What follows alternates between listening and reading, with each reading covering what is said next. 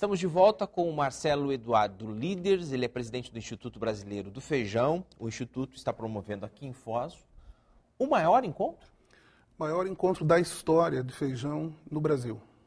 E feijão, gente, não pode faltar na mesa de nenhum brasileiro. Por isso eu convidei o Marcelo para bater esse papo com a gente, falar um pouquinho do evento.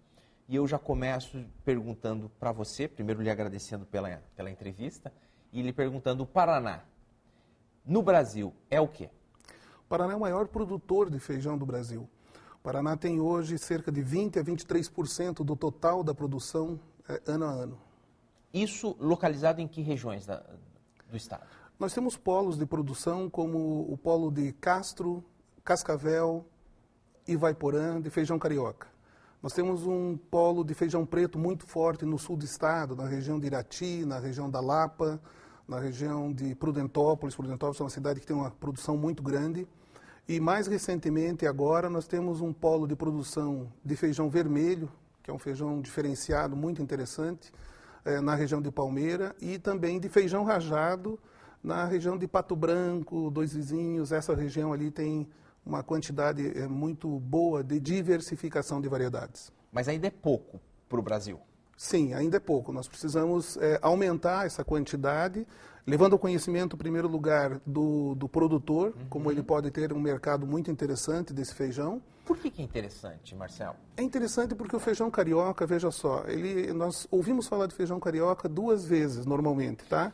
Você escuta falar de feijão carioca porque subiu muito, ou você escuta falar de feijão carioca porque o produtor está tendo que jogar fora, vai para a ração, né? Como o ano passado, jogaram nas estradas, não tinha preço, o governo federal não garantia o preço mínimo, que é lei, né?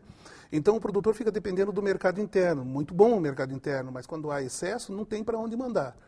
Por que é interessante a diversificação? Porque o brasileiro, até a década de 70, 80, tinha esse costume de ter outras variedades à mesa. Todos lembram, dependendo da região que vieram, mesmo do Paraná ou de outros estados, de variedades que eram consumidas naquela região. Podia ser o feijão chumbinho, rosinha, enfim, tinha uma série de feijões. E daí afunilou. Exato. Num determinado momento foi muito interessante, porque nós precisávamos ter um feijão que pudesse ser colhido mecanicamente, que não dependesse mais de mão de obra humana, né, para a colheita. A produtividade, uma série de motivos levaram a esse caminho. Agora é necessário dar um outro passo, o passo para a diversificação. Por quê? O Brasil é o celeiro do mundo, não há a mínima dúvida disso. Né? Mas no feijão ele também pode ser o celeiro do mundo. A prova disso é que nós estamos batendo o recorde de exportação esse ano, de um feijão que é produzido no Mato Grosso, que foi desenvolvido pela Embrapa, um trabalho magnífico da Embrapa. E aqui também existem pesquisas nessa direção? Sim, o Instituto, o IAPAR, né, que faz o desenvolvimento de sementes do estado do Paraná, a Embrapa tem trabalhos no Paraná, o Instituto Agronômico de Campinas também tem trabalhos no Paraná, indicando variedades que exatamente se encaixam nesse perfil. Se sobrar, nós vamos poder exportar. Se faltar para o nosso consumidor, nós vamos poder importar, mantendo o preço num nível bastante razoável. Esse é o nosso objetivo, diria, principal com o fórum. Do evento, né, do fórum, né?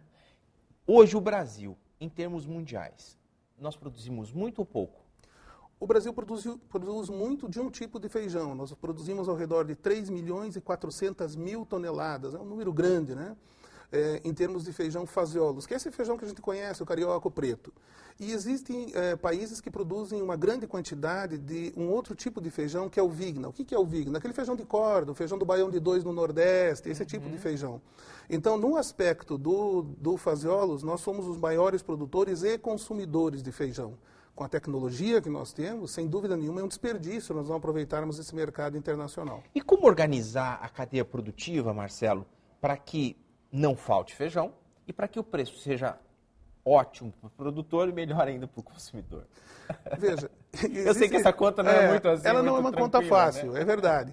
Mas veja só, a partir do momento que nós tivemos uma mudança bastante drástica no passado, e começou a partir do Paraná, que foi com a diminuição muito grande da sonegação, diminuindo o imposto, o ICMS, né? O governo diminuiu o ICMS. Diminuiu o ICMS para 1%, o que aconteceu? Todo o mercado, toda a cadeia produtiva pôde aparecer, certo? Então hoje ela não é mais uma cadeia sonegadora.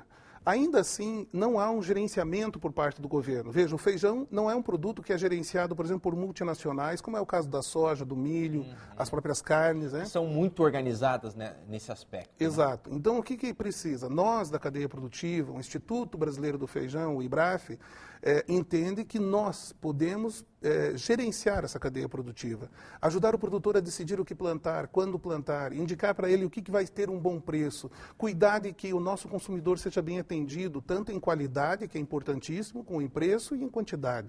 Então, tudo isso precisa o quê? Precisa ser pensado. E nos últimos anos não tem sido pensado. Então, essa é a ideia. Esse evento é um marco. Os 250 maiores produtores de feijão do Brasil estarão aqui, já estão chegando. Toda a área de pesquisa estará aqui, as melhores cabeças, os agrônomos, doutores nessa área, estarão aqui também, que entendem do assunto. Exportadores, importadores, vamos ter a visita de diversas empresas e produtores também da Argentina que se interessam, afinal de contas, eles suprem para nós o feijão preto muitas vezes. É interessante para nós que eles produzam, que eles entendam o nosso mercado. Então, o fórum tem aí uma gama bastante grande de assuntos para ser discutidos, tem boas novidades, começando pelo coquetel, né? Nós vamos ter pratos aí fantásticos feitos por um chefe de cozinha, bastante diferentes, e vai ser a primeira vez que vai ser servido, vai ser aqui em Foz. Então, é um evento que vai ficar na história, marcado positivamente na história do feijão Brasil. Bom, indo nessa direção das pesquisas, dos produtores, qual seria, que mercado, que cenário seria o ideal para a cadeia produtiva hoje e para o consumidor? Olha, nós tivemos agora, novamente, um impacto muito grande em custos, né? O produtor está vivendo hoje uma situação bastante delicada. Ele está plantando uma terceira safra, por exemplo, esse ano, que ele não tem a mínima noção de a quanto ele vai poder vender. Então, estão diminuindo muito a área. Isso já a gente começa a antever de que pode fazer com que o preço no segundo semestre suba muito. Então, o que nós precisamos fazer?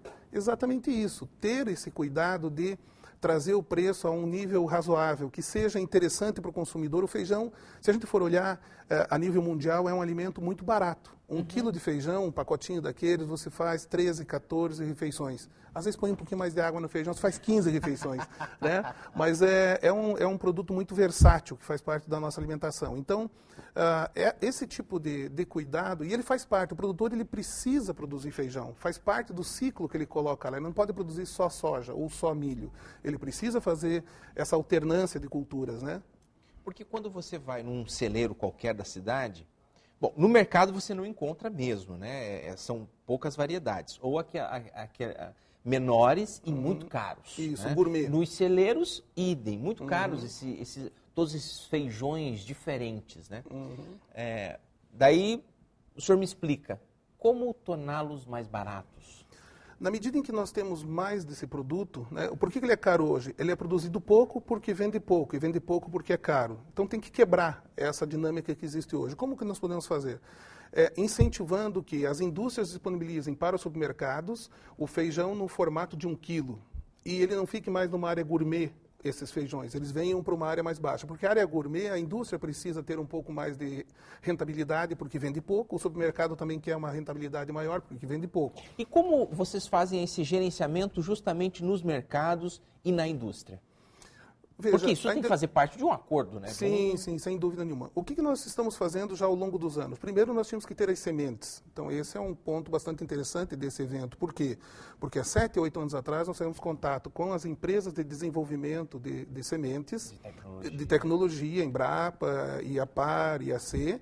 Elas começaram a desenvolver. Todo esse tempo foi tomado no desenvolvimento de novas sementes. Buscaram tecnologia fora do Brasil, buscaram bancos genéticos fora do Brasil, pegaram aquilo que havia antigo também no Banco Genético Brasileiro, desenvolver. Era a primeira coisa a se fazer. Agora está feito. Agora o que a gente precisa fazer? Produtor, está aqui as sementes. Indústria, está aqui a oportunidade. O que a indústria quer saber? Ela quer saber se existe um consumidor, e existe, o brasileiro está consumindo sempre uma grande quantidade de feijão, e é crescente isso. Quanto que a gente consome de feijão por ano? 17 quilos por habitante ano. Mas dá para chegar a... Dá para chegar a 21, 22, sem problema nenhum. em termos de consumo, o brasileiro tem uma simpatia muito grande. Imagine que você come todo dia feijão preto. Se você puder variar com feijão vermelho, tá, você tem uma alternativa a mais. Talvez aquele que consuma 2 vezes por semana passe a consumir 3. Enfim, tudo isso que está sendo conversado, tá, é fruto de um trabalho longo, de pelo menos 10 anos, e que agora chegou a hora de conversar com os players aí, né, com as empresas que fazem a exportação, com as empresas que empacotam. Nós vamos ter um outro momento no futuro para sentar com os supermercados, mostrar as oportunidades que eles têm e a necessidade que tem. Feijão é um alimento social. Eu conversei aqui com o Marcelo Eduardo Liders, presidente do Instituto Brasileiro de Feijão. Você em casa torça para que esse evento dê muito certo, que haja muita troca de informações, porque no futuro, o que foi debatido hoje, no futuro pode mudar esse cenário do feijão. E aí nós temos nos mercados uma opção, mais opções e até opções bem em conta para o nosso bolso, né, Marcelo? Muito obrigado, um excelente evento para você. Foi um prazer, muito obrigado pela oportunidade. Tá joia. E tanto no feriado como nos demais dias da semana, não existe a previsão de chuva não. Dias seguem ensolarados em Foz.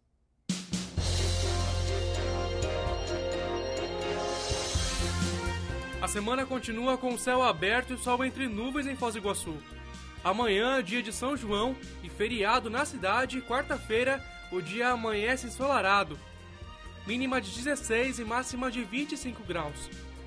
A quinta-feira também será de sol. As temperaturas diminuem um pouco, mas não há previsão de chuva. Mínima de 14 e máxima de 25. A sexta também será de sol com poucas nuvens. Mínima de 13 e máxima de 25 graus. E se você está viajando para Curitiba, é bom levar um guarda-chuva na bolsa e um casaco a mais. Chove nesta quarta e pode fazer frio de até 9 graus na capital.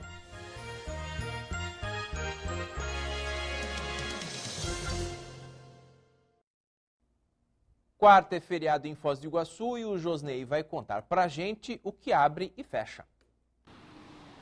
Bom, Gruber, por causa do feriado desta quarta-feira, as escolas e centros municipais de educação infantil estarão fechados, assim como as secretarias, o gabinete do prefeito e demais departamentos municipais.